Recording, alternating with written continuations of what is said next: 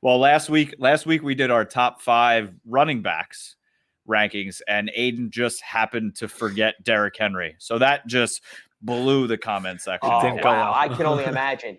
I may want to tune in just to read the comments because I love nothing more than commentary on social media. Nothing makes me feel warm and cuddly than what random people write back after rankings of all things. Yes, it was very warm and fuzzy. It was pure chaos. Yeah. Chris Hansen here, and I'm going to need you all to take a seat right over there and check out Birds versus Boys.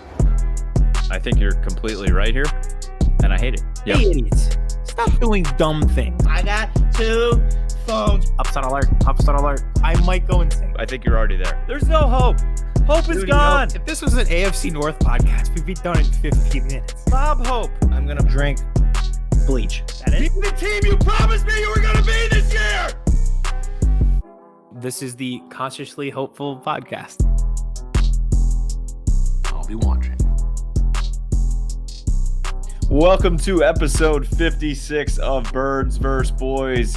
If you are listening to this right now, chances are it is draft day, one of Aidan and I's favorite days of the year. We've been working really hard on our episodes leading up to this. Aidan's going to talk about the draft show we got going on tonight. But before we get into that, I just want to say I love you to someone, and that's Sean Lee. Sean Lee decided to retire, walk away from football. If you had to describe his career in 2 words or less, Aidan, what would you say? Injury riddled. Okay, that's a good one. I would say what if. Future coach. Yeah, that's true too. I mean, he is injury riddled. He is purely what could have been. He was a 2-time Pro Bowler, an All-Pro, a hell of a leader.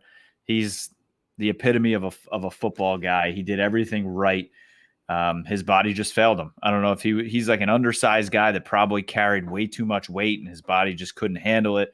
He was always, the motor guy going in for the tackles, but one of the smartest linebackers I've ever watched play. He always knew how to be in the gap and how to get there, when to be there. So he's going to be missed on and off the field, but, I wouldn't be surprised if we see him back with a star on his chest as a coach within the next couple of years. So Sean Lee retires from the Dallas Cowboys. I don't want to say hell of a career, hell of a could have been career, and a heck of a leader. So thank you, Sean Lee. And we are on to the draft. All right. After that eulogy for Sean Lee, here we are. I will say this. I'm amped for this show. We're always pretty energized on this show, but even more so today, because no matter who you're a fan of, the NFL draft gives you hope. When you're bad, this is your ability to build the roster and become competitive. If you're already competitive and you're competing for championships, this is your ability to bolster the roster and get back to the top of the mountaintop. So either way, this is a day of hope. This is a day of energy, and it should be, depending on you pick, a day of happiness. Yes. Unless you are Eagles fans and Howie Roseman's picking for you, and then it's a day of misery.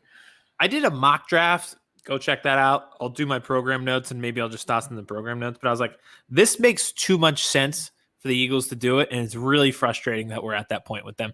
Coming up later in the show, we will give our final predictions on who we think our teams will be taking in the first round of the NFL draft. But before that, program notes. Lance Medow on the show. We deemed him our NFC East expert, but he also talks every team in the NFL, as he will do in our interview. He is with Giants.com and also SiriusXM Mad Dog Radio, so he has a full slate this weekend of draft coverage well. Speaking of draft coverage, so do Kevin and I, because we will be on the draft show tonight, live during every pick of the NFL draft.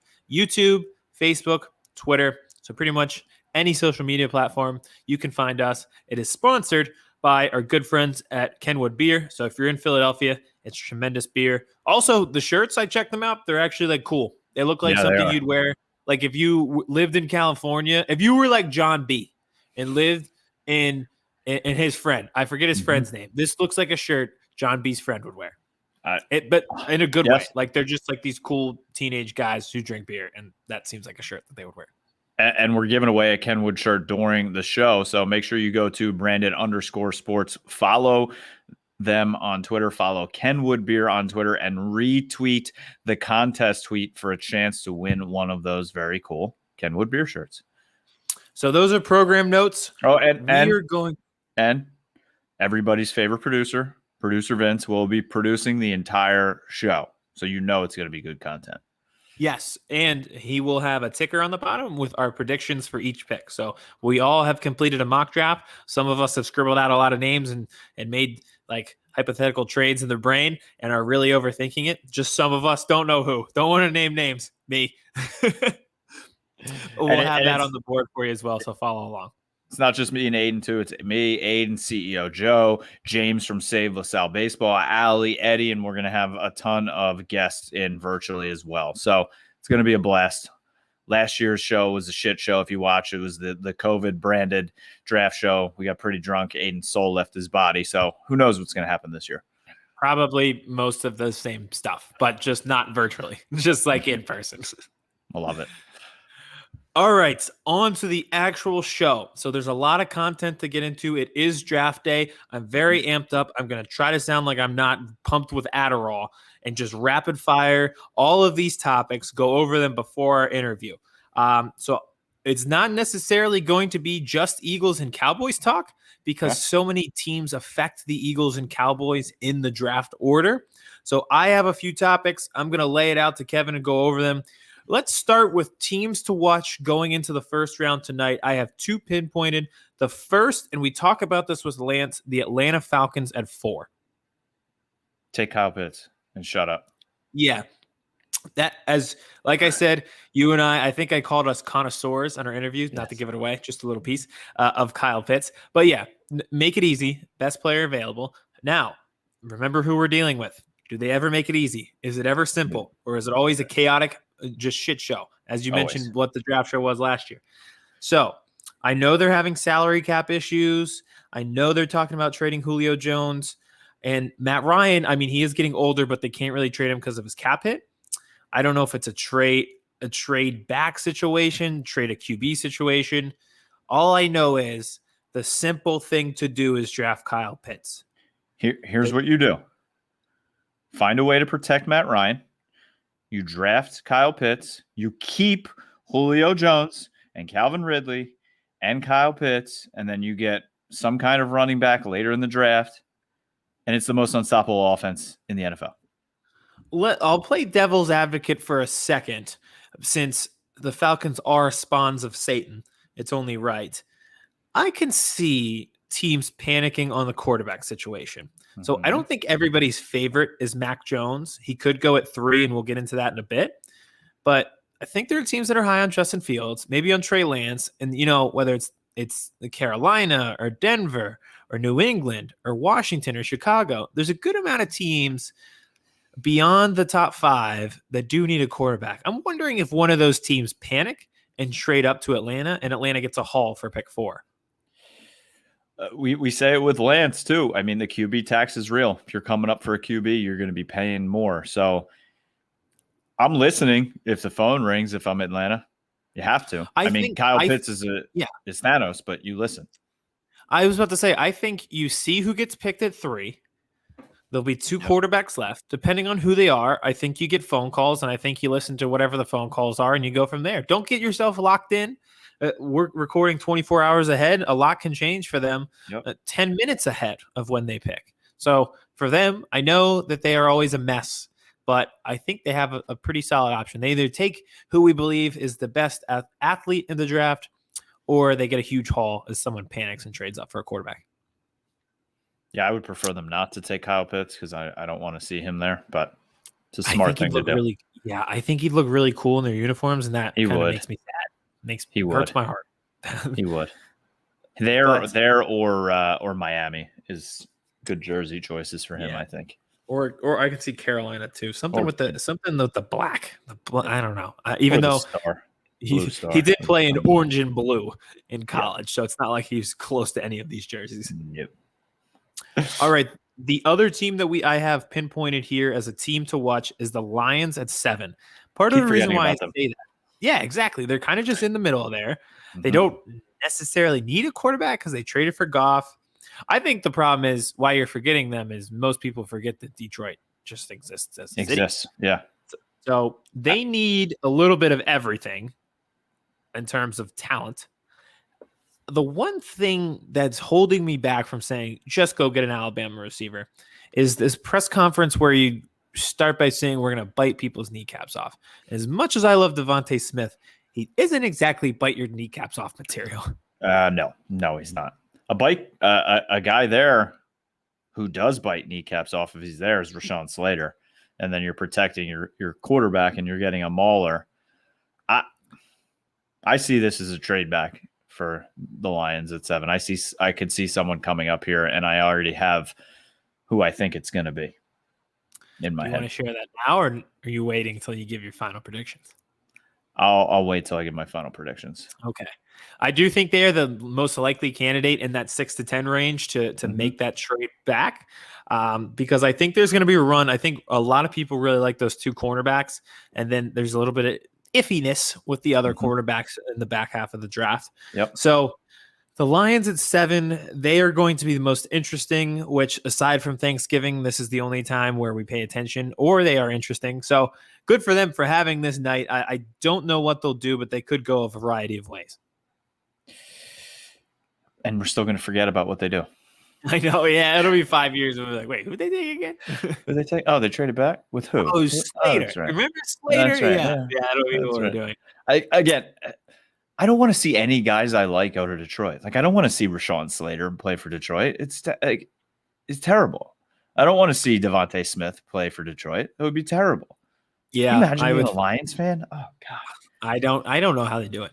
I don't. You know, even Cleveland's having some success. You think we could find like a Lions versus Lies versus Vikes podcast, and we could get like Lions podcasters on here and just talk to them and just be like, how do you survive life?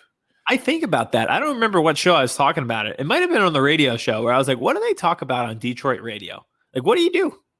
You got the Lions, the Pistons, the Tigers, and the Red Wings. What? Like, I don't really know what you talk about. And the team lost last night.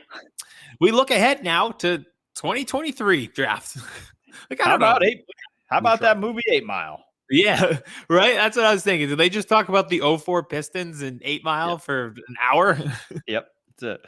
And we'll be back to 8 Mile Radio. All right. Enough being mean to the Lions because we may need them tomorrow night, like you said, with the trade up. So we don't want to be mean before we have to trade with them. Let's talk about the quarterback situation. Mac Jones, San Francisco, maybe. So they've made their decision, apparently. Adam Schefter has reported, but they're keeping it close to the vest. Everything that I hear is that Shanahan's going to make this pick, not the owner, not the general manager. This pick is completely in Shanahan's hands. So the more I hear, I don't think it's going to be Justin Fields. It should be Justin Fields. It's not going to be. I'm hearing more and more Trey Lance. That makes sense with them still having Jimmy G there, and he is a developmental product. But the Mac Jones, Kirk Cousins comparison and how much Shanahan loves Kirk Cousins just won't leave my brain. So I've heard Todd McShay on 2 podcasts this week, and on both of them he said Kyle Shanahan wants Mac Jones and the personnel department wants Trey Lance. So there's a bit of a I was just about to say, so it's Mac Jones. I feel like that's pretty simple. Let me give you my analogy for this and why Shanahan makes this pick and why it's Mac Jones, because I know everyone's been freaking out about this. Have you seen the movie Get Out? Yes. Okay. So here's where I'm going. Right in the chair. Yes. Yeah, when she like does the hypnosis thing. Oh, yeah. But like I'm talking about, my point is later on in the movie when you find out what's really going on at that house. Oh, yeah. So I was watching film breakdown of Mac Jones, and pretty much what it was at Alabama was the receivers are an all-star crew. They're just better than anyone you go against in the secondary, and the scheme was better. The players were better. The scheme was better. They just needed someone to put the ball in the right place at the right time, and everything else will take care of itself. In the NFL, Kyle Shanahan is considered this quarterback whisperer, this offensive genius. A ton of offensive coaches have tried to copy his style elsewhere in the NFL. Kyle Shanahan's scheme, he believes, is probably better than anybody else's in the NFL. He can't physically play quarterback. So all he needs is someone's body. And just like in Get Out, he just needs to put his brain in somebody else's body, and that'll take care of the rest. His scheme and his brain will figure it out. But since he can't physically play quarterback, he has to take over someone else's body to do it. Mac Jones is the perfect candidate for that. He has the brain. They'll just put Kyle Shanahan's brain inside Mac Jones, and Mac Jones will put the ball at the right place at the right time in a great scheme, and that's that. Yeah, I mean, with that running game scheme that he has and the weapons that he can get the ball to there again, just like he had in Alabama, I think it would be a great fit. I really do. Would I take him at 3? No. But and I was, the more I think about it, like listening to these podcasts this week, it's like every quarterback is a system quarterback. If you think about it, I was listening to this again. I think it was McShay talking about like Patrick Mahomes admitted to him that he didn't even know how to read the Mike linebacker until he got in the NFL. Like having Andy Reid and sitting a year under Alex Smith helped him so much. I guess you could consider every quarterback a system quarterback. So if Mac Jones is your guy at 3, is he the 3rd most talented player in the draft? No. But if you think he's right for your system, I guess it makes sense. Like I'm not as out on that as some people are. Like I genuinely believe Justin Fields is a better quarterback than him. But if you think, like my analogy, if you just need Kyle Shanahan's brain in somebody's body and you think Mac Jones is the guy and you have Deebo Samuel, Brandon Ayuk on the outside and you have the speed and obviously Kittle's a mismatch, just go for that. I mean, the year Jimmy G was healthy, what happened? They got to the Super Bowl and probably should have won it. Yeah, and Jimmy G was mediocre that entire time. They had a good defense, and Kittle was a mismatch, as we said. They had good receivers. I believe Emmanuel Sanders was still on the team at that time. And yes, because Jimmy G missed him. He was wide open. Overthrew him in the end zone. Yeah. See, that's exactly what Kyle Shanahan wants. I schemed Emmanuel Sanders open perfectly with 1 quarter left in the Super Bowl to win the game and score the game-winning touchdown, and you blew it by 5 yards. And I want to go out and get a guy who I tell him Emmanuel Sanders is going to be open at this yard line at this time. He's going to put the ball there. That's what Mac Jones is to him. Yep. I'm fired up. If you think we haven't even gotten into Eagles topics, I'm fired up about Mac Jones. That's where we're at in the draft process. I'm now fired up about Mac Jones. Oh, God. I can't wait for tonight. Yes, the live reaction to everything that's going to go down, and I just want as much chaos as possible. And Vince is taking our phones. We're not even going to be able to be on Twitter. I like that. I don't want to know. I want to. Well, I don't know if I want my phone taken, but again, I just keep it in my pocket. Yeah, maybe we'll just keep. Maybe we'll just delete Twitter off our phones forever, depending on who the Eagles pick. True. Very true. Speaking of who the Eagles could pick, let's get into Jaycee Horn, because this is a prospect both you and I are high on, and hopefully both of our teams are high on as well. Yeah, I mean, we talked to Lance Medow in our interview about Horn. He's a dude I just want on my team because he's a dude. He's a baller. He's just a fuck you. Yep. I'm like, and that's what he was with Kyle Pitts. If you saw that whole game when he was on Pitts, yeah, they're boys, but like he stays in your hip pocket. He was on Kyle Pitts all game. And you saw a couple of times where Pitts like turned around and was like, just get the fuck away from me. Mm-hmm. And he's like, nope. Nope. I don't know if he's physically as gifted as Jalen Ramsey, who was drafted top 5 and is considered probably the best cornerback prospect of the past, I don't know, like decade or so. Yeah. But Horn has that mentality. I think I've really talked myself into him as the guy for the Eagles if he's there at 12, or maybe you have to trade up to get him. I want to get into that in a second. But the mental toughness aspect, where this city is becoming more and more toxic as social media becomes more prevalent, and the radio airwaves have always been toxic. And the most recent first-round picks have been really struggling here. Andre Dillard and Jalen Reagor just seem to really be struggling with the off-the-field stuff in this city. I don't think that'll affect Jaycee Horn in the slightest. I think he's just a guy who gets off the team bus, walks in the stadium, says, "Who am I locking down today? I'm going to give you hell for 4 quarters." And that's that every week for 17 weeks. Yep. It's an easy pick. Will he draw some penalties in this league? Yes. He's going to have to change a little bit, but I'm not backing down from him because of that.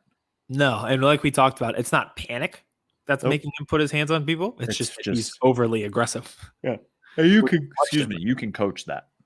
I was about to say, you can coach that, and especially the Eagles, who brought in a guy who does extensive work with cornerbacks. Yes, please. Now, the one thing that could affect both of us, he might not make it to 10 or 12 because Carolina is supposedly very high on him. What do you think about that? I mean, so I take the word of Brian Broaddus from 105.3 The Fan in Dallas, who's on with our good friend Jeff Kavanaugh, and actually also on the draft show. Which I watched today, and he was on. Yep. He's amazing. And he has his gang of 7. He was an actual scout, has a Super Bowl ring when he won with the Packers. He was a Cowboys scout, and he has these 7 guys within the league that he texts with.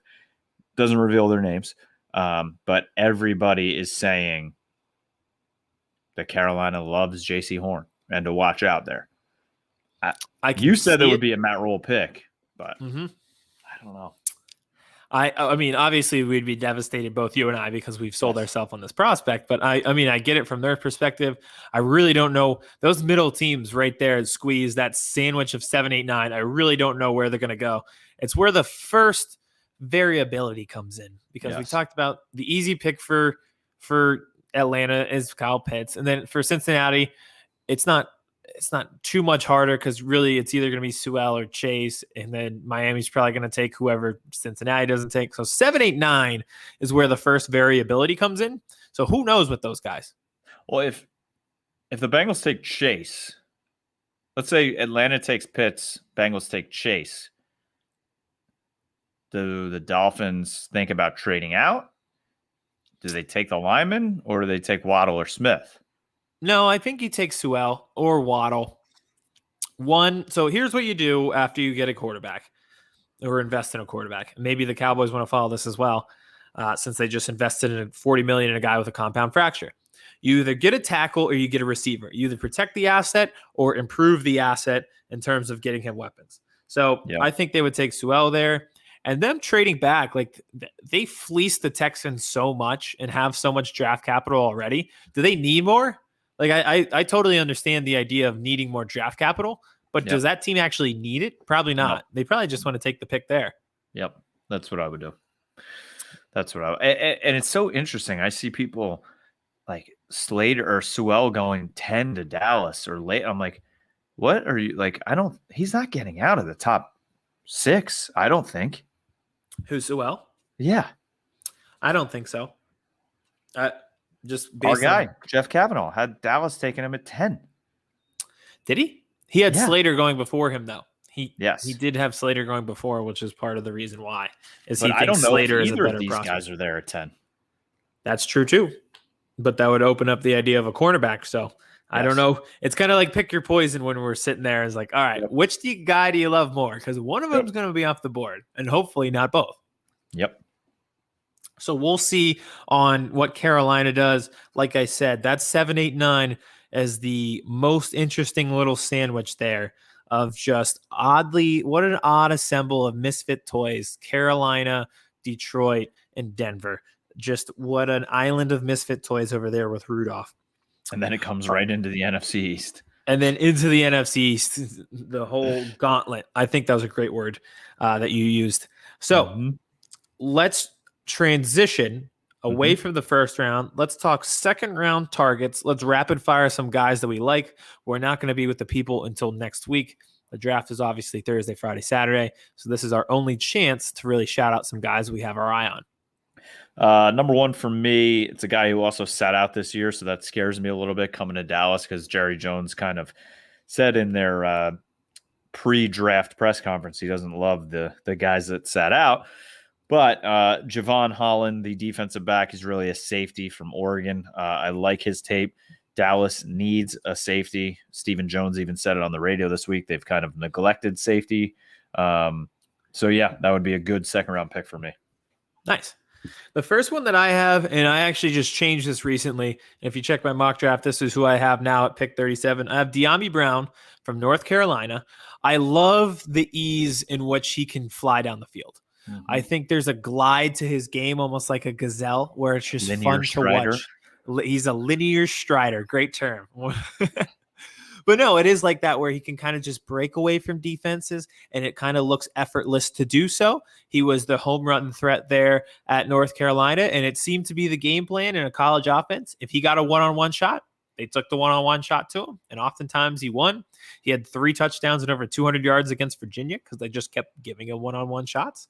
I think he'd be a great guy for Nick Sirianni, given his skill set in terms of dependable hands. He has a great double move. Like, basically, the one thing they're looking for is for him to expand his route tree. We'll get him with a coach who has receiver experience. So I think he'd be great. And just one fun fact on him I laughed at when I was doing research. So he has the most – actually, I'm sorry. He has the second most catches of 20-plus yards for touchdowns over the past 2 seasons.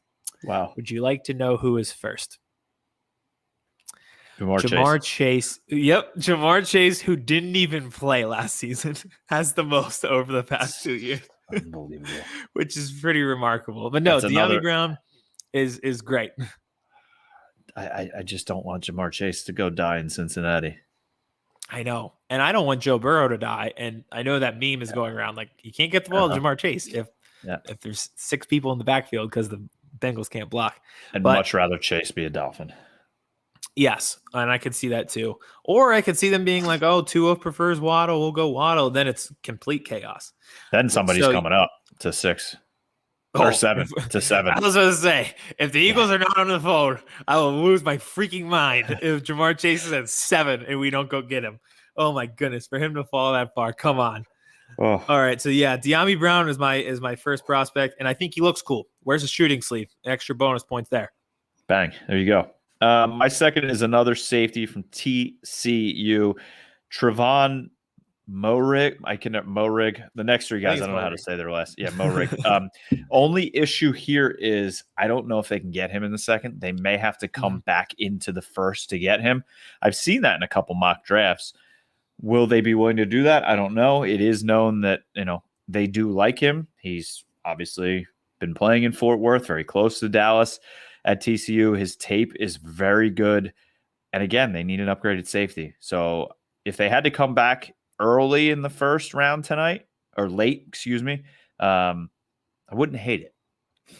No, and I've seen him in the first round of a lot of mock drafts. So there's a lot of tweener guys where it's going to be a giant carousel of who do these scouts like the most with those late first, early second guys where you might be surprised and they might not be in top 10, Mel Kiper's top 10 best available, but it's really just going to be up to these teams who they like the most, since a lot of these guys, we already talked about it in terms of like the limited scouting and stuff like that. Medicals. And just really it's the team's preference this year. Yep. That's all it is. All right, so my second guy, I have Terrace Marshall Jr. from LSU. I think this one's pretty straightforward. If they played receiver in 2019 for LSU or Alabama, you take them. That's it. I think 2 things they could run into for the Eagles. He could be gone by 37 because of his reputation. 2, he did have medical issues. He did have foot surgery. Daniel Jeremiah brought it up that there were some medical issues at the combine. So that could be another issue as well. But I'll take my shot. Just get somebody from that LSU wide receiver core. All right. I got 2 more guys here. Next one, this is if Dallas goes defense in the first round, which most people think they are going to do if they don't take one of the tackles if they're sitting there. At 10 is the offensive tackle from North Dakota State, Dylan Radnews. Like we say with Lance in the interview coming up, this is not 2016 anymore. Dallas needs help on the offensive line. This would help them tremendously in that aspect if they don't do it with the 10th overall pick. All right, I'll do two quick ones here. Nick Bolton, linebacker, Missouri, 100 tackles in 2019, almost 100 in 2020. Obviously, they played less games or else he would have had it. Kind of reminds me of Michael Kendricks a little bit. I know they don't care about linebacker, but it's something to consider. And then here's one if he drops, and I'll put an asterisk, Rashad Bateman if he's there, yes, but I don't think he's going to be there in the second round. Jalen Phillips. There's some questions about him and his medical history and just overall questions. I doubt he drops to 37, but I think it would be funny if the Eagles took him because everyone thought he didn't want to play he didn't want to play football because of concussions. But in reality, he said he lost his love for the game playing for Chip Kelly. And I think all of us in Philadelphia lost our love for the game because of Chip Kelly at one point. So I definitely understand where that kid's coming from if he falls to 37. That would be that's just a match made in heaven right there. I was going to say, we have coworkers like that where we're like, all right, this guy gets on our nerves so much as a customer. And it's like a bond. Yep. All right. My last one here is Levi Ozenrique, the defensive tackle from Washington. Dallas gave up over 5 yards rush last year. They need help up the middle at defensive tackle. So help them. Yes. So help me God. Yeah, that's it. I mean, I don't care if even if they take Kyle Pitts, which they're not going to, if they have Kyle Pitts and Gallup and Dak and Zeke and Amari and CeeDee Lamb and Pollard, if you are still giving up 8 yards a clip for the defense running the ball, it doesn't matter. Doesn't matter. Yeah. So you have to stop the run. He will help you stop the run. There you go. Fill a need and probably best player available. As much as I like that strategy, everyone's going to have a different sense of best player available in the 30s, 40s, 60s, and 100s and beyond. Yep. All right. So that goes through our second round targets. There's a few guys that we are keen on. Check out my 3-round mock draft because there's a few guys in the third rounds I'm keen on as well. Yep. Would you like to give your final prediction for the first round, or would you like to tease the people and do it after our interview with Lance Medow? Let's do it after the interview. I think that's right. I think that can be our final thing here. All right, so let's get into the interview with Lance. As we talked about, he is on Sirius XM. You may have heard him on this program before. I think at this point, it's not just friend of the program, it's just friend in general. He is our NFC East expert and really our NFL expert. We hit on pretty much every team in the top 10 with him. So here is our interview with Lance Medow, presented by Stateside Vodka. All right, we are joined once again by one of our best friends of the program. You can hear him on Sirius XM and anywhere actually that media exists. I think it's Lance Medow. He's a must follow on Twitter at Lance Medow, MEDOW. Lance, how are you? Like Aidan said, we always get you at the best times when it comes to football. Absolutely. Well, this is one of the most exciting and intriguing times of the year in the football season. There's no doubt about it. I'm doing very well. I'm looking forward to the festivities that begin on Thursday night. I hope you guys are doing well as well. And I always appreciate you inviting me on the program. Thank you for coming on. I think we coined you our NFC East guy, and it just so happens that now we have Cowboys 10, Giants 11, Eagles 12. So it worked out in our favor again. So it's perfect to have you on. So I guess let's start with the NFC East. So we have all these picks jumbled together, and our teams really have the same needs, whether it's the big one is corner. So do you think any of these teams make a trade up just so they can avoid having their pick stolen by the Giants or Eagles or whoever it may be? Well, I think if any team may want to make a more aggressive move, it would be Philadelphia, to your point, Aidan, because the Eagles then would want to jump ahead of the two divisional foes if they really love a player and they're concerned that the Cowboys or the Giants would take them. That would be the only team that I could see moving up, especially if it involves a non-quarterback. I'd be very surprised if the Giants move up because I think based on what they did in free agency, they've put themselves in a position where they could go in a variety of different directions. And if you just go through the game of hypotheticals where there's at least going to be 3 quarterbacks off the board, just do the math, guys. That means you take 3 picks away from where Dallas picks, the Giants pick, and the Eagles pick. And that means that in all likelihood, you're going to have one or two guys that you probably really like that are high on your board. So I would be very surprised if the Cowboys or the Giants move up. I think the Eagles would be the only team that I could see that happen. So you're saying, like, if you were at pick 6, probably could have just stayed there and been fine.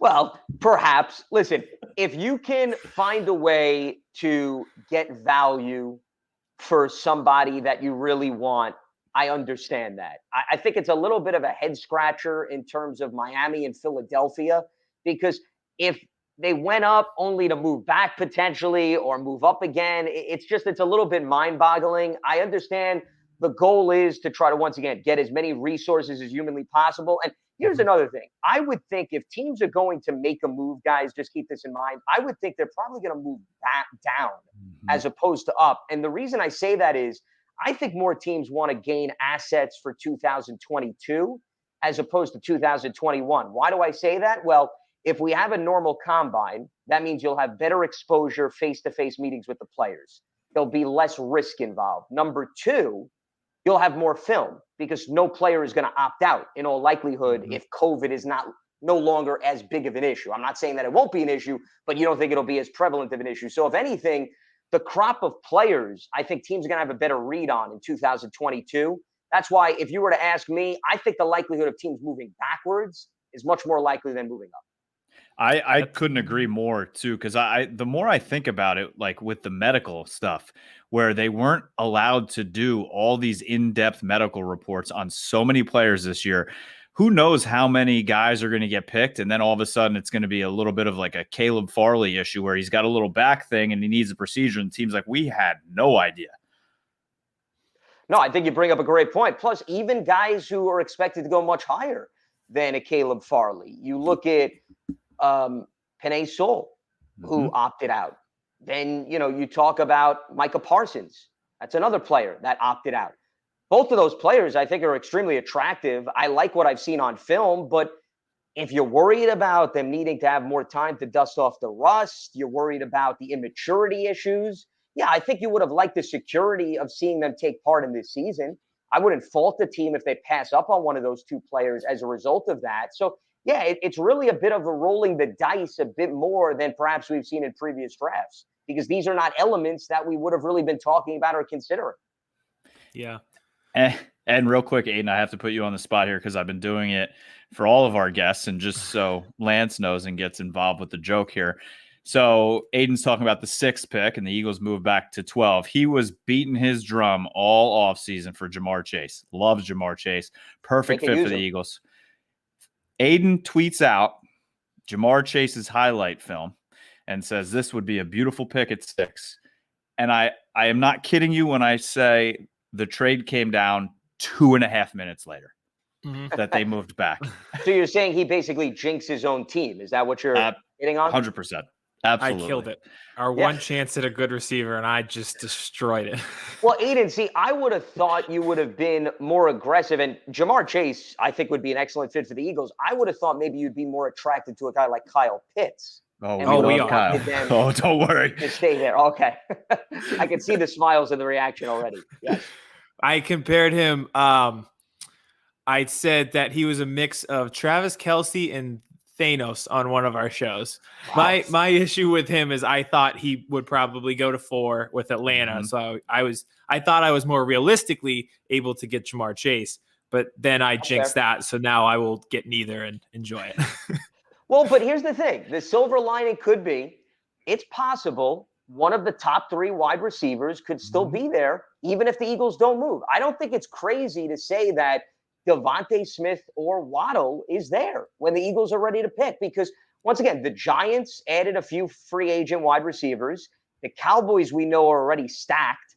So I don't look at those two teams as major threats. I can make an argument for the Giants to take a wide receiver because of the injury history with Galladay and John Ross. So I wouldn't completely rule it out, but I could also argue they need to address other areas, which means maybe Philadelphia will be pleasantly surprised and stays put, and all of a sudden a wide receiver falls to them. I don't think that's a stretch at all. No, I would not be shocked to see one of those 2 Alabama wide receivers fall. It kind of depends on what Detroit wants at 7. If they want one of those guys after Jamar Chase is off the board, we'll see on that one. But that is a good point. It's not the top need for the Giants, and I can see potentially corner at 10 and 11 right ahead of the Eagles. And then all of a sudden, if that's your worst case scenario, it's really not that bad of a scenario. Absolutely. Plus, you got additional resources, as I mentioned, by making the move. So to me, it's really killing two birds with one stone. You get a player that can help you immediately. And then on top of that, you add value to what you'll have in store for future years. Very good point. And I liked your point about saying accumulating picks for next season. And I heard both Todd McShay and Daniel Jeremiah said this was a scarce draft in terms of players with first round grades. Yes. So a lot, like you said, going to be a lot of trade backs. Now, one team that could trade up because quarterback seems to be the final piece that's missing is the Washington football team. Do you think they're one of the teams that actually makes the trade up? Yeah, it's interesting you brought that up because I've gone back and forth with this. They brought in Ryan Fitzpatrick, who I think we all agree is more of a bridge guy. He's not necessarily a long-term answer. They've got a really good defense. And if Fitzpatrick could take care of the football, I would not overlook Washington. They were the surprise of the division this year, and they bring that defense back. They've got some nice offensive weapons around Fitzpatrick, especially the addition of Curtis Samuel. So I think that's a team that could do a lot of damage. It's just to your point, do they feel good about Kyle Allen or Taylor Heineke? Both guys are still young. They're not up there in age where it's as if you can't have them for your answer maybe for 2 to 3 years after Ryan Fitzpatrick. It's possible, but here's what I would argue with a team like Washington moving up or anybody else. If there are already 3 quarterbacks off the boards, guys, if that's what we assume, where it's Trevor Lawrence, it's Zach Wilson, and pick whichever one you want to the Niners. Personally, I think it should be Justin Fields, but let's say it's not. And if Fields is still there, maybe that's a reason why you make an aggressive move if you're Washington. But if Fields is off the board, is Mac Jones, no disrespect, I think he's a solid quarterback, a very intellectual quarterback. Are you upgrading yourselves that much based on what you already have by making a move for Mac Jones? Trey Lance has the athleticism, but he only started 17 games. Yep. So once again, are you willing to roll the dice on that being the answer? When, oh, by the way, guys, remember, Washington made a move for Dwayne Haskins, who was also a one-year starter. And you could argue the environment wasn't ideal. They changed offensive coordinators. But if you're Washington and you already went into the well of a one-year starter in college, why would you entertain the idea of doing that all over again? Personally, that makes absolutely no sense to me. So I would think while we could argue Washington could use a quarterback, this is a year I think you focus on adding talent around the QB, helping your defense because you're in a position to still win this division as opposed to really rolling out the dice trying to get another quarterback. That's a fair point. And I know as a fan base, the Eagles have kind of spurned people who have increased medical history after the Sidney Jones experiment failed with the torn Achilles. So if Washington doesn't want to go back to the well of the one-year starter who's inexperienced and you think he's going to be a project after Dwayne Haskins, I totally get that logic. I think that's fair. Now, Philadelphia with Sidney Jones is a great example of when you like the potential of a player, they get hurt early in the draft process. And if you draft on potential, hey, if the guy could get back to the level he was previously, it's fantastic. But if he doesn't, you just utilized a relatively high pick for a player that you were hoping was going to contribute for 4 to 5 years, and you didn't get much return on that. So that's why I'd be very surprised if teams, once again, take major risks on players who opted out and have some big medical questions. Now, question for me, we keep talking about 10, 11, 12, the gauntlet of the NFC East here, and that's a spot where a team might come up for one of those quarterbacks if they're there. So if you're Cowboys at 10, Giants at 11, Eagles at 12, and Justin Fields is sitting there and Washington calls, do you answer that phone to bring that quarterback into this division? Absolutely. I would always entertain that. The reason being is, what is Washington offering me? If I could get a nice package, guys, and it's going to help me in the long run, I can't be fearful of, oh, well, we're going to have to go up against them every single minute. That would be the philosophy of the Cowboys and the Eagles fearing 2 years ago when the Giants drafted Daniel Jones and Washington drafted Dwayne Haskins. And let's face it, the jury is still out with Daniel Jones, okay? And Dwayne Haskins is no longer on the team. So once again, if you put so much fear into that, you're assuming that guy's basically, they're rolling out the red carpet for him to go to the Hall of Fame. And I don't think we should say that about any of the quarterbacks once you get beyond the first 2 to maybe 3 guys. So I would entertain it, assuming I could maybe fleece them for a great deal of value. That's how I would look at it. But here's the thing. Yeah, go ahead. No, I was just going to say, yeah, the quarterback tax is a real thing. If you're coming up for a quarterback, you're going to have to give more than you would for anybody else.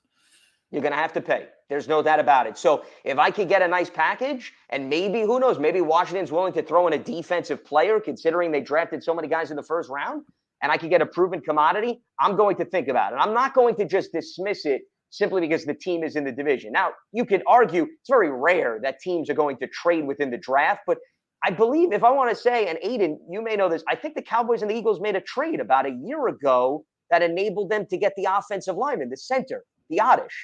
Didn't That's Dallas correct. move up? Yes. Right? Mm-hmm. Yes. So, So you're right. We traded back. Yeah. And they moved up to get the center. Yeah, Dallas moved up to get Biotish, which I understand they wanted some depth on their offensive line. Now, granted, that wasn't in the first round, but there's an example where 2 division rivals actually made a move. Now, maybe we'll revisit this conversation when Biotish takes over as a legitimate starter, and we'll say that he's on track to go on to bigger and better things. And then maybe we could say the Eagles should have never done that. The audacity of them to allow a division rival to move up. The next Travis Frederick. Yeah, exactly. And here's one too to add to it, similar but different. We literally traded Donovan McNabb to Washington. Yeah, straight, not draft pick, just straight up traded the quarterback within the division. So that kind of goes with what you guys are saying. You can't be fearful if you're getting the right package. Correct. Now that was Donovan McNabb much later on in his career, so True. There was a little bit less maybe concerned over perhaps if you were in a position where you were allowing them to move up to actually draft Donovan McNabb. A little bit different conversation. Yeah. One more question I have about moving, and a team that's been kind of rumored out there to move up, they may want a quarterback, is Bill Belichick and the New England Patriots. I've seen it rumored to 7. I've also seen a lot of talk of them coming up to 10 for Dallas moving back to 15. I mean, this offseason's been a little bit different for them. They're spending a lot of money. So what do you think is in the head of Bill Belichick? Do you think he wants to move up, sit tight, or in the end, do you think we're going to see the regular Bill Belichick and he's going to move back and still get a superstar somehow? Well, to your point, New England doesn't have the track record to be ultra aggressive where they make a move, especially into the top 10. Now, granted, as I've pointed out many times, New England has not picked this high in quite some time also. So they're in a bit of uncharted territory. So that's fair to counter that, and that's fine. I think their philosophy was, we bring back Cam. He's more familiar with the offense because it was unconventional offseason, and we surround him with actual talent, something that he did not have last season, and we see what he could do. I truly think that's the philosophy because, guys, look at what they did in free agency. Yeah. They made a lot of quality moves in free agency. I know a lot of people are talking about, oh, this is unlike them. Well, I wouldn't consider the tight ends Hall of Famers yet. Okay, let's relax. They brought in a solid group of players at various positions who they're going to be able to utilize. And I think they're trying to make sure that Cam has everything in his power to thrive. If a quarterback falls to them, great. I just don't see them being that ultra aggressive. Once again, you would have to sell me on the fact, guys, that when you look at boards for teams, I'll believe the fact that it may vary who's number 1 on their board. But do you truly believe that everybody has all of these quarterbacks 5 deep ranked that high? So, for example, if we take Trevor Lawrence off the board, we take Zach Wilson, we take Justin Fields, to use that as a hypothetical, are we led to believe that there's not much drop-off between these 5 guys, meaning every team sees so many similarities, and that Mac Jones and Trey Lance are then maybe number 1 and number 2 on everybody else's board, and that even to some of those other guys? I don't buy it. And I think that's when you get into trouble of reaching and taking a quarterback for the sake of taking a quarterback. I don't think New England's that type of team. If there's any team that I'm not fearful, guys, of just taking a QB to appease the court of public opinion, it would be New England. So I would be very surprised. I'm not buying this hype. I get it. Mac Jones is an Alabama guy, and Nick Saban is friendly with Belichick. Well, Tua was also a Nick Saban guy, and there was talk about maybe New England would make this unbelievable move and give up everything to move up, and that never happened. So I think New England is going to stay put or move back, to your point. as opposed to being ultra aggressive, because I didn't think free agency put them in a desperate position where they have to go for the home run too. I don't think we forget about that. Agree. Could not agree more. And we've made the link. Mac Jones is Kirk Cousins. That's who he will be in the NFL. Well, if he is Kirk Cousins, listen, I'm not that down on Kirk Cousins, so I'm not going to poo-poo on that comparison. But the thing with Kirk Cousins is you better make sure you surround him with talent. Exactly. He's not going to necessarily be put out on an island and win games single-handedly. So, hey, Mac Jones can go to a team where they got a good offensive line. They give him some playmakers, and I would not be surprised if he has a really good career. Okay? You could do far worse than Kirk Cousins. But to your point, he's not going to extend plays, and he's not going to make those miracles happen. So you at least have to understand his limitations. True.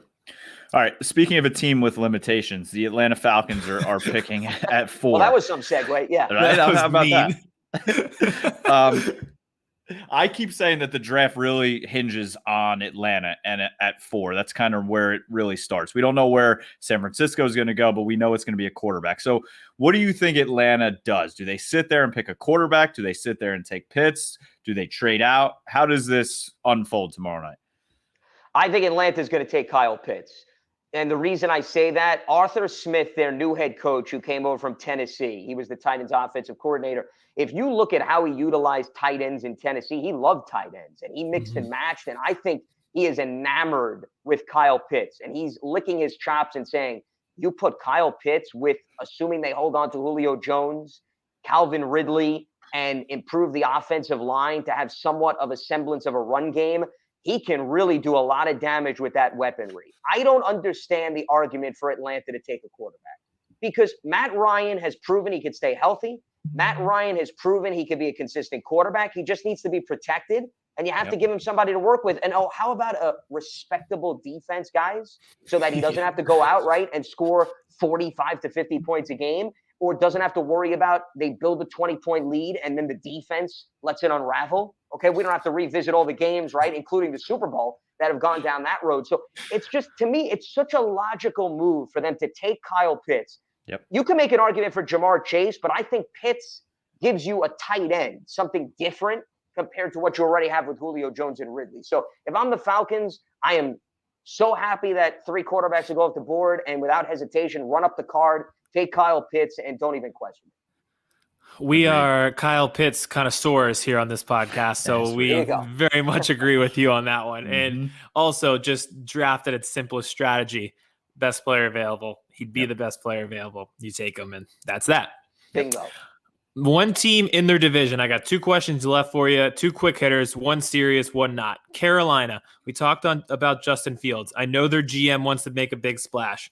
They already traded for Sam Darnold. Are they out of the QB sweepstakes yet? Could they go Justin Fields still? I think they could still draft a quarterback, especially since, Darnold's not on a long-term contract based on what's left with his rookie deal. I wouldn't rule it out. If you were to ask me, though, Carolina, just like Atlanta, should be focusing on now protecting the quarterback and making sure that Sam Darnold doesn't have the Jets 2.0, which is where you had him in there, but you didn't do your due diligence to help out the quarterback. So if you're Carolina, and here's the other thing, Matt Rule is a former offensive line coach. He was actually coincidentally with the Giants. He was their assistant offensive line coach. So if anybody, guys, realizes the importance of protecting the QB, I would hope it would be him. And Carolina, if Penei Sewell or Rashawn Slater is still there, just like I'm talking about Atlanta, guys, it just makes too much damn sense for Carolina to take one of those 2 guys and not even hesitate and say, hey, we're going to give Darnold every possibility to thrive. He's got a really good offensive coordinator in Joe Brady, who's done really good with various quarterbacks. You've got DJ Moore. You've got Robbie Anderson, who played with him. Make sure you keep your QB upright, in addition to Christian McCaffrey. We can't forget about him, who's an absolute weapon. So to me, quarterback is still a possibility because of the contract structure of Sam Darnold. But I really hope that Carolina leans away from that and takes an offensive lineman, which I think would make too much sense. And I know Matt Rule loves to build through the interior. So that would make a lot of sense. It would be his MO. I think they went defensive line last year. If they went offensive line this year, well, they went all defense, by the way. Let's not forget, Carolina only took defensive players last year. They didn't take one offensive player. I actually love that, though. Just no doubt about what the message is there coming in as a first-year head coach.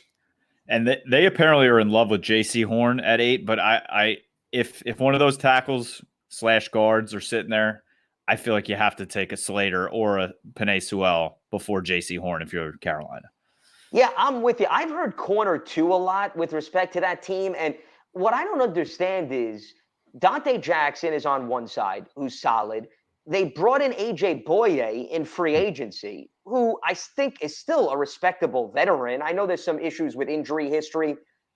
And if you continue to beef up the defensive front, which they did a little bit in the draft, once again, I think a versatile offensive lineman could do a lot more for that team than perhaps taking a corner. I think you could probably grab a cornerback in the second round if you really want to add somebody.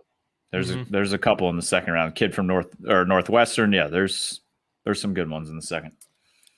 Knowing Matt Rule, it's more so he likes the type A alpha dog, in your face, like physical guys. And I know Jaycee Horn, everyone has been hyping him up as that. So I see that connection, but I more so agree going interior with the offensive line. Well, or else, maybe they would consider Patrick Surtain too. Both of them, I think, would still probably be on the board when Carolina is ready to draft. I think both of them are aggressive, in-your-face cover guys. And the other thing is Horn was a little touchy-feely in college with the penalties. Whereas Surtain did not have that much of an issue. So I get your point, Aidan, about Matt Rule, but you've got to wonder if he brings that aggressiveness to the NFL. Remember, you've got less leeway. You've got 5 yards to be aggressive. In college, it seems like you have an eternity, right, till the ball is up in the air. If you pull that in the NFL, you look at a wide receiver the wrong way. They're going to throw a foot yeah. So you wonder. Very fair. That is Dallas's nightmare right there. If Horn goes 8, I think Surtain goes 9 to Denver, and then Dallas is sitting there going, we'll see. Well, let me throw this out because I've been thinking about the Cowboys, and I don't know how much you've considered this. If Rashawn Slater is there, give him to me. Done. Turn the card in, run. All right, so I don't even need to sell you on it because I've been selling some people on the Cowboys with the offensive line. And like, what do you mean? I'm like, hold on a minute. Look at the injuries last year. If you could bring in a guy that could play all 5 positions, Tyron Smith's getting up there in age. Okay, Lyle Collins, I would certainly make an argument to grab him before you even consider a defensive player. Slater is your right guard. Or your left guard starter from day one. And then when Tyron Smith decides to hang it up or Dallas moves on from him, he kicks out to left tackle and is your starter there for the next 8 years. 8 to 10. Done. Plus, Zach Martin has the flexibility, as we've seen, to play guard and tackle. So you've got some protection there. I would think Slater would be an excellent fit with the Dallas Cowboys. It's not 2016 anymore. People just always think Dallas O-line. No. Absolutely. Yeah, he's been banging that drum for quite some time. You guys are the same wavelength. I'm banging with him. We'll be a band, okay? We can make some fine tunes and be in rhythm. I love it. We're starting to develop some serious chemistry having you on here. We're starting to think the same way. Absolutely. Yeah. All right. One last question for you. I said that one was a serious one. This one, not so much. So we've developed a pretty popular following on TikTok by doing rankings. So this week, in the spirit of the NFL draft and draft day, we are ranking our favorite sports days of the year. Do you have a favorite sports day of the year, and what is it? Wow. Boy, this is a real tough one in terms of favorite sports day of the year. I would probably go with the NFL postseason, and I would probably argue wild card weekend, especially now that they've added some additional playoff teams, because you can literally sit on your couch all day long and watch nothing but competitive football. So it'd be hard for me to rank something ahead of that under the circumstances, because, the NFL draft, it's exciting, but then again, it's so much buildup and hype with the mock drafts. You're exhausted by the time you actually get to the draft. So give me playoff football. I don't think anything surpasses that. Love it. Good call, Love it. especially with the like you said, from Saturday through Sunday now, and they might even have Monday night football right. playoff games. Yeah. So whole weekend worth of it. Great call. Well, and Can't here's wait. the other thing. When the playoffs end and the regular season ends too, one thing we yearn, I would argue, more for anything else is more football, right? Because the NFL offseason is so damn long. So that's more of a reason why I can't hesitate in passing up NFL postseason football. I couldn't agree more. Couldn't Good agree more. case. All right, Lance, before we get you out of here, as always, let everybody know where they can listen to you, where they can watch you, how they can follow you on Twitter, and what you are doing tonight as people are listening to this for the draft.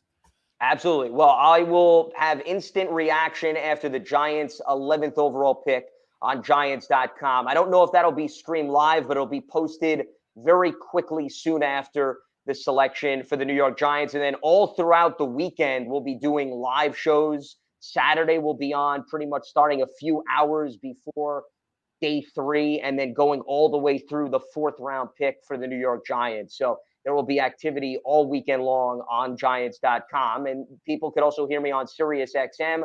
I'll have my 2 shows Saturday and Sunday morning, 8 a.m. to 11 a.m. Eastern on Mad Dog Sports Radio. I'm also on NFL Radio as well. And they could follow me on Twitter at Lance Medow, one word, last name, Medow. Bang. That's it. It's perfect. Lance, thank you as always for coming on. And yeah, we'll have you back before the season starts for sure. Absolutely. Well, I always look forward to it. Appreciate you guys having me on. And I guess I'll have to check out the big following that you now have on TikTok, because this is something new for me. I was not told. A source did not give me any intel on that front. So I'm learning this firsthand here. I'll send you the link. Yeah, our rankings, they get hit pretty hard. And well, last week we did our top 5 running backs rankings, and Aidan just happened to forget Derrick Henry. So that just blew the comment section. Oh, wow. I can only imagine. I may want to tune in just to read the comments, because I love nothing more than commentary on social media. Nothing makes me feel warm and cuddly than what random people write back after rankings of all things. Yes, it was very warm and fuzzy. It was pure chaos. Yeah, he had Chase Edmonds, but not Derrick Henry. I would be expecting soon maybe the top 5 Eagles of all time and the top 5 Cowboys of all time. Ooh. I would assume, considering that fits into the profile of the show, that you would have to find a way to do that if you haven't done so before. Well, and then we're going to have you on for a TikTok, and we'll do top 5 Giants as well. There you go. There we go. Perfect. I like that. We're in sync on that one. Well, guys, listen, always a pleasure. And thanks so much for having me on the program. Appreciate it. Enjoy the draft. Thank you, Lance. You as well. Another big thank you to our friend Lance Medow for that incredible interview. Aidan, every time he's on, it's a great time in football, and every time he's on, it's a unbelievable interview. Perfect timing, very engaging. Day before the draft was going to be a fantastic interview. I'm glad we were able to get him for that day before the draft preview show, because you could tell in that interview we rapid fired a bunch of teams. He covers them all, does a fantastic job. I really appreciate him coming on, especially this time of year with a lot going on. He's the best. Really is. All right. Final predictions before TikToks, and then we'll get out of here because we need to get over to our draft show coming up tonight. There you go. All right.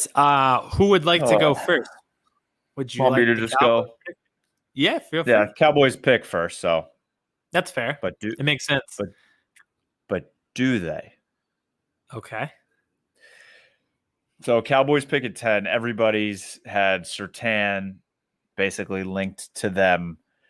Cowboys Nation is kind of like iffy about it because I think they're just bored of a good player. He's just a boring good player. Like, he's going to go out there every week and just lock down and just be solid and steady. And I feel like Cowboys Nation is just like, I don't know. I want flash. But what I'm fearful is that 7th pick in Detroit, who I keep saying I keep forgetting about. I think they're trading out. I think the Eagles are coming up, and I think the Eagles are going to take Jaycee Horn at 7.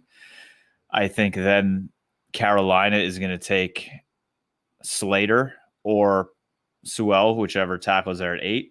I then think Detroit is going to take Surtain right in front of Dallas, and Dallas is going to be sitting there with their jockstrap in their hands with no offensive tackles and both corners off the board. And I think they're going to take Micah Parsons. Yes. I mean, no. I mean, I would be overcome with emotions. The more I hear, it's a real option for them. And if they're sitting there with their, excuse my French, dick in their hand because the 4 guys that they would really like to take are gone, Micah's a real option. So I think that's going to happen. Let me say my piece on Micah because I think I teased it a few shows ago. All these off-field concerns, just like knowing a little bit more about him, I would not be worried at all. He was an immature jackass when he was 16 and 17 in high school. He transferred schools mid-season. There was a lot of issues at the school. Some funny stories about that school too. He committed early to Penn State, and then, it's like when you get attractive and then you're like, oh, maybe another girl will date me too. Mm-hmm. So he's just like a player in terms of colleges. So he teased Nick Saban, he teased Urban Meyer, and then it ended up spurning James Franklin, Urban Meyer, and Nick Saban. They were all tired of him. It was immature stuff like that. He's not a criminal. You don't have to worry about stuff like that. It's not like he has an armed robbery case. Yep. It's just immature stuff you do when you're 16. And if that scares you away from the prospect that was considered the next Luke Kuechly, you're an idiot. And in the draft process, in the interviews with teams, he's admitting that. He's saying, yeah, I was. It's who I was, and I'm not that anymore, which I like. So if that doesn't happen, it's going to be Surtain. But I have a sad, scary, weird feeling that both corners are going to be gone. You should be happy. You should be happy if you get him. Take care of him for me. So it's like the scene in Toy Story 3 when Andy hands off all the toys. Take care of him for me. Then Andy's just like, so long, partner. Or Woody's just like, so long, partner. That'll be me. Bye, Micah. Long, bye, Micah. Now I have to root against you. All right, what do you got? All right, so Eagles pick at 12. Listen, we all want the flashy guy. We want Devontae Smith. We want Jalen Waddle. We want someone who's going to break the game open like that, or even Jaycee Horn because he's a ferocious corner. We know how the Eagles operate.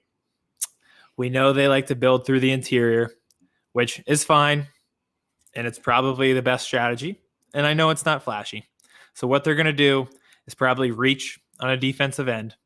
They're going to draft Kwiti Paye. They're going to sell us as he's the next Brandon Graham, and they're going to talk about how they got a great prospect while picking up an extra first-round pick in the process next year and sell us as this was a huge win. And they're going to say, just like Brandon Graham, he's a project, but it'll take some time, and he'll turn into a great defensive end for us at a position we value. That is how the Eagles operate, and that's how they will sell it. My biggest fear is everything that I said to you for Dallas, but then they take him instead of Micah. Yeah. Oh, yeah. I could see that too. I saw a mock draft where Kwiti Paye did go to the Cowboys. I'm sure that kid's great. I'm sure that kid's great, but I just can't stand it. Like, I just can't keep doing this with the Eagles or Elijah Vera Tucker. Stop. He's good. I like him. He's good. You know what? It's just like I can't keep going back to the Pac-12 and the Big Ten, and you miss on all this SEC talent. And it's like, oh, they turned out exactly how you thought they would because they were good at the best level of college football. Who would have thought? I just can't keep doing it with them. And I know exactly how they will sell Kwiti Paye to the team. And I think it's that. I don't even think it's the prospect. I think it's the way they're going to sell it that's going to piss me off. Oh, God. All right. Well, we'll see what happens tonight. Let's bring Vince in here for our TikTok so we can get out of here. So this isn't too long of a show because who knows? It could be draft morning you're listening to this. Could be right before the draft that you're listening to this. But we're hyped if you can't tell. So let's do our TikToks and then we'll get out of here. Let's do it. So a little bit different. Thank you for all your positive feedback on the running back rankings last week. So this week, in spirit, we asked Lance Medow this question, but in the spirit of NFL Draft Day, we are doing our top 5 favorite days of the year. So we'll get into it here quickly. We'll do our normal triangle. I'll go first, starting at 5 down to 1, and we'll go me, Kevin, and then Vince. So let's start with at 5. I have Labor Day weekend, college football week 1. I think just having that extra day of the weekend, having football back in its first form that weekend is fantastic. There's usually like a great 8 p.m. game. It's still light outside until 9 o'clock. It's still warm. It's usually your first tailgate of the season. It's fantastic. It is. Oh, God, I love Labor Day. All right. For me, at 5 is today, draft day. The draft is number 5 for me. But like Lance said in the interview, it's a process. I am very tired with all the mock drafts and everything. I just want it here. But I do love round 1 and 2 and then 3 and then 4. 5 for me, best day of the year is that day all the cherry blossoms bloom at the same time. I love that. You wake up one morning, everything's pink. It's real pretty. I like that day. It happened 2 weeks ago? I think it was. Yeah, you guys are just doing sports. Mm-hmm. Yeah, you guys just doing sports. Yeah. Sports show. Sports days. We should have clarified that. My list is going to be different than your guys then. Well, normally is. Welcome to life. You kind of had a miscommunication there in the producing notes. It seems like it. Yeah. All right. Can't wait to see the next 4. At 4, I have today, NFL Draft Day. Like we mentioned earlier, it's the one day of the year all 32 teams have hope. Hope. We love hope. All right. Number 4 for me, staying in football, it's the Super Bowl. You got to love the Super Bowl. It's it'd be better if it was on a Saturday, or it'd be better if it was a national holiday on Monday, but love to eat. Commercials have sucked lately, but still love the Super Bowl. Number 5, I have my birthday, June 20th. 2004. It's actually not a bad 98. Thank you very much. Okay. I think Bye Bye Bye had come out. The Backstreet Boys had some hits already. My older brother graduated high school in 1998. Oh, God. I graduated in 2016. I was 4 in 1998. But fun fact, my birthday, June 20th, day before the summer solstice. So it's like halfway through the year. It's the last day of spring. So my birthday is basically the start of summer. So longest day of the year also. So they did that just for me. There you go. Longest day of the year. Congrats. Happy birthday. For the shortest person in the world. Keep going. Oh, that was me. We're going to stand next to each other tomorrow. I hope you know that. You mean today? Yeah, today. Sorry, this afternoon. Yeah. Later today. It's not definitely pitch dark out in me and Aiden's windows. All right. At 3, I have fantasy football draft day. Ooh. Once you graduate high school or college, this is one of the few days of the year where all of your friends are going to be in the same place at one time. All you do is cut up, talk football, and drink beers, and it's one of the few times you get to do it with your entire group in the form of a year. Love that. All right, 3 for me. It doesn't always happen every year, but when it does, oh God, World Series Game 7. There's just nothing like playoff baseball, except for maybe playoff hockey and maybe playoff football. But I love playoff baseball. When my team's in it, I am literally on the edge of my seat every pitch, even when it's not my team. When the Cubs were in the World Series against the Indians a couple years ago, that Game 7 was just unbelievable. So love World Series Game 7s.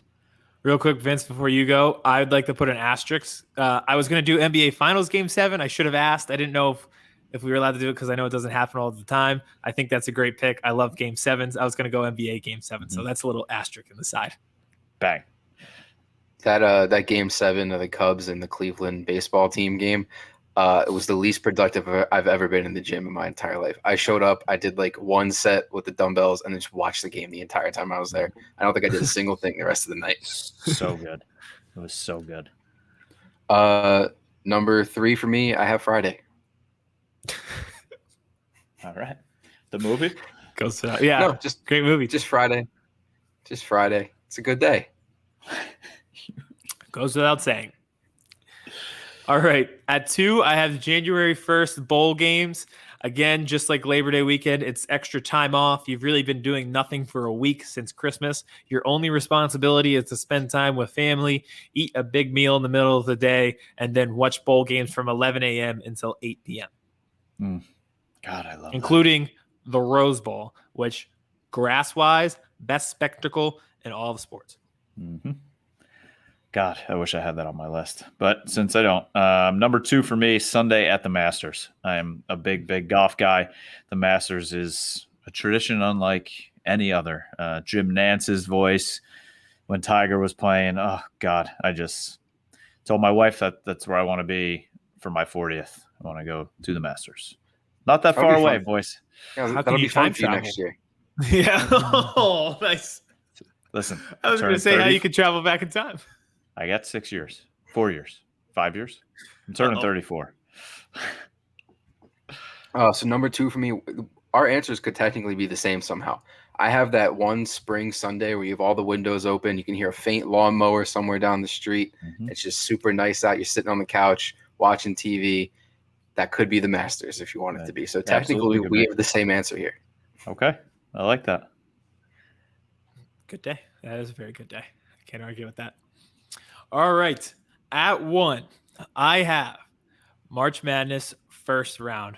I don't think anything competes. I haven't been to school or work during the first round of March Madness in about 12 years. It's basketball from noon until midnight, 4 games in each slate. It's springtime. It's fantastic. All you do, and everybody has hope that first round that your bracket is fantastic, that you're going to win some money. There's always some fantastic upsets. I love the first round of March Madness. Well, I pulled a Derrick Henry and forgot about that completely here, but that's okay. I am going with what Lance Medow said, NFL wildcard weekend. I'm just putting the whole weekend as a day. Those games are just amazing, and they keep adding games. They're going to make it, Sunday, Saturday, Sunday, Monday. I love it. Oh, God, give me football, playoff football. Yes. You're going to get roasted in the comments. You're going to be like, Aiden's the only one that had March Madness. Everyone else is invalid. How does he have a Cowboys-Eagles banner? And then we're going to have to make a follow-up TikTok with the blooper of how we forgot.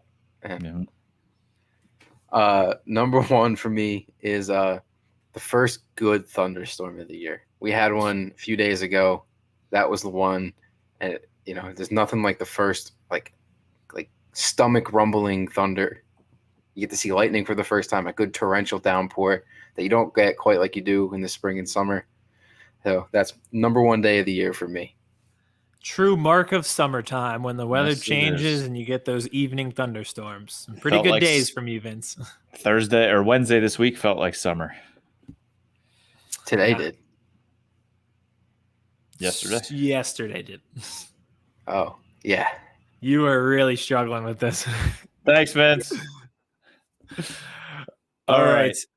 Draft show. Tonight, watch it. Live stream every pick. I will probably have a ridiculous reaction for every pick, and I will sell it this way to the people. I think a lot of people are doing draft shows. We're not going to be the people who's like, well, he ran a 4.46 40. I think you're going to get genuine fan reactions from people who are knowledgeable about the game. I'm not going to throw 40 times at you and shuttle times at you. We're just going to have a good time. It'd be like Drinking being in beer. a room with some of your best friends talking ball. Drinking beer. Allie's also going to bring in some analysis that you won't get anywhere else about their Instagram pages and whatnot. So it's going to be a blast. Kenwood Beer, we thank you again for the sponsorship, but go over to the Birds vs. Boys YouTube page, subscribe there. It'll be streamed there, as well as the Brandon_sports Twitter page and Facebook page. We'll be live for the entire first round of the draft. Well, Aidan, we put a lot of work into this. We've groaned over it and cried over it and banged the drum for different players for our teams, but now we wait. This is like Christmas Eve morning. You put your wish list together for presents, and we're going to, the tree, open up tomorrow, see what's underneath the tree, and see if we got what we wanted. And Howie Claus is going to bring you coal. Probably. Same as last year. All right, everybody, enjoy the draft, and we will be back next week. This was Birds vs. Boys, powered by Brandon Sports and brought to you by Stateside Vodka. Chris Hansen here, and I'm going to need you all to take a seat right over there and check out Birds vs. Boys. I think you're completely right here, and I hate it. Hey, idiots. Stop doing dumb things. I got 2 phones. Upset alert. Upset alert. I might go insane. I think you're already there. There's no hope. Hope is Dude, gone. If this was an AFC North podcast, we'd be done in 15 minutes. Bob Hope. I'm gonna drink bleach. That Be it? the team you promised me you were gonna be this year! This is the Consciously Hopeful podcast. I'll be watching.